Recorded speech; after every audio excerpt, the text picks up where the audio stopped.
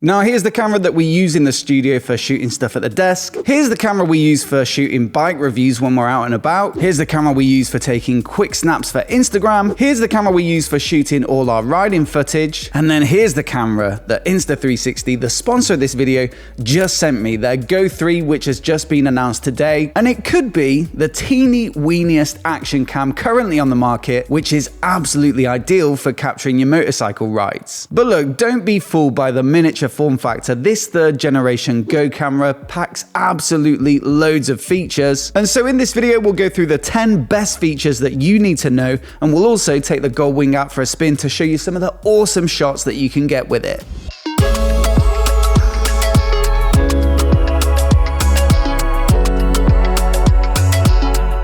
Now, straight off the bat, the best thing about this camera is, like I say, it's absolutely minute. You see, this is the camera itself, and it's about the size of a thumb. And while it can operate independently, you can set it recording just from this little device. You also get the action pod, which you can use to control it and also boost the battery life. On the side here, you've got a USB-C port, so this is also how you charge the camera up and transfer files off it. Now, with it being the Go 3, this is the third generation, of course. This is the second, which I bought last year. And yeah, while this new one is a tiny bit thicker, it's still super small and easily fits in your pocket or your camera bag. But the upside is massive because this thing actually feels like a proper action cam when it's mounted in the pod, whereas this old one pretty much just operates as like a charging case. This one, the third gen, just packs way more useful features. Now, the biggest and most useful change, in my opinion, is the fact that you've now got a screen on the back of the action pod. And of course, you can now use that to preview and frame your shots. With the previous version, the Go 2, you'd have to connect to the app to get a preview of what your video is going to look like. And while that does work totally fine, it sort of removes a bit of spontaneity because it just takes that little bit longer. And so especially if you're taking lots of different angles, this is much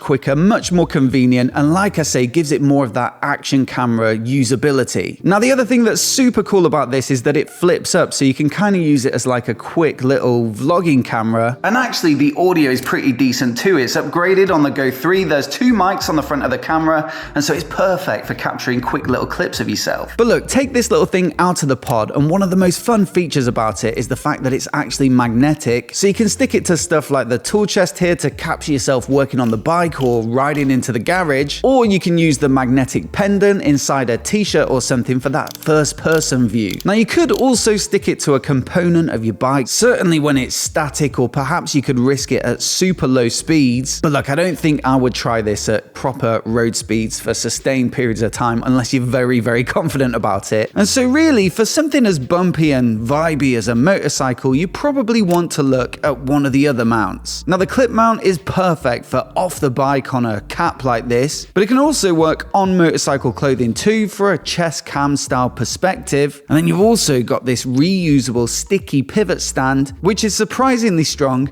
and could do the job for statics and low speed work. But if you're really looking to use the Go 3 on the move, then there's the quick release action mount, which makes it compatible with regular action cam sticky mounts and arms, some of which you get in the Insta360 motorcycle mount bundle. Plus, they also have some neat other accessories for bikers like the helmet chin mount, which gives you that classic motovlog perspective. The other thing I've been using is Black Tack, which is a third-party product, so do use it at your own risk. But it's super strong, and the Go 3 is so small and light that I've found it gives you a lot of flexibility and creativity in terms of mounting positions. So as you can see, there are absolutely loads of options when it comes to attaching the camera to your bike. Honestly, the best new thing about this action pod is the fact that it now works as a remote, and so you don't need the camera mounted in it to get the preview. You can put it somewhere on the bike and then have a look on here to make sure the framing is exactly how you want it. Then of course you can use it to stop and start your recording, and you can flick through some of the settings, and once you've got the camera rolling, you can just chuck the action pod in your pocket, which makes it really easy to use. So look, the first angle I'm going to show you is the traditional helmet cam. Easy enough to stick it on here with the action mount, especially if you've already got a plate on your helmet, and then you can use the action pod to make sure you've got the right angle once you've got the lid on. I also got quite a cool selfie style shot here just by mounting it to the inside of the windscreen, or you could get it a little bit lower if you stick it on the dash or somewhere on the switch gear. Mounting it low on the front of the bike, you can get a cool sort of front wheel shot. On the front of the panel pannier here, you can get a bit of a low forward-facing view. And even on the backrest here, you can get a kind of chase cam, which looks pretty cool, especially if you've got some good scenery around you. As you can see, there's plenty of options. That's just a small selection, and I think in future motorcycle reviews where I want to illustrate a specific part of the bike and how it behaves when you're out on the road,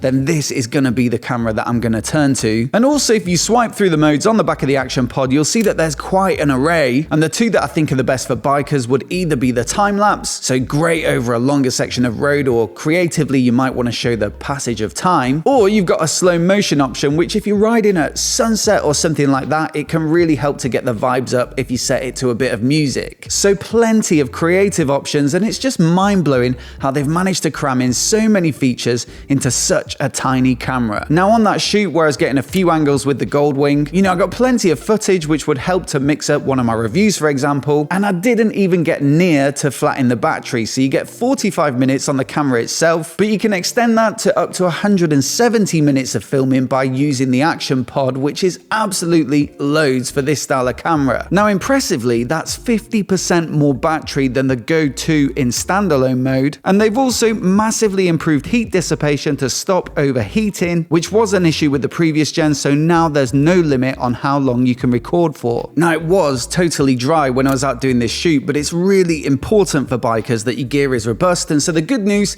is that this one is waterproof down to 5 meters, which is obviously more than enough for like rain showers and a bit of wet riding. Now let's talk about the footage that you get out of this camera, and looking at it again here on the laptop, I really am impressed with the quality, especially given the size of the camera, and I've shot a lot of these in 2.7K resolution, which means I can either crop in if I want to emphasize a certain part of the frame, or just zoom out to get the full wide shot for nice crispy footage in my videos, which I normally export in 1080. But I think what I'm most impressed with is the stabilization. They call their tech flow state, and it's totally solid and perfectly good enough for using in our vids. Now there is also the option to shoot in what they call free frame video, and while you do trade off a little bit on resolution, it does get you horizon leveling, which looks absolutely awesome. Now as you may have guessed from the name of this feature, it keeps the horizon level, and so look at this chin view or the selfie view and the way that the bike is tilting beneath me, and I think it gives a real sense of movement, which I really do like on these riding shots, and also it feels quite immersive to watch. And the other big benefit of that freeform mode is that you can also pull the footage into Insta360's studio software, and that allows you to play around with the crop, so you can get a horizontal or vertical view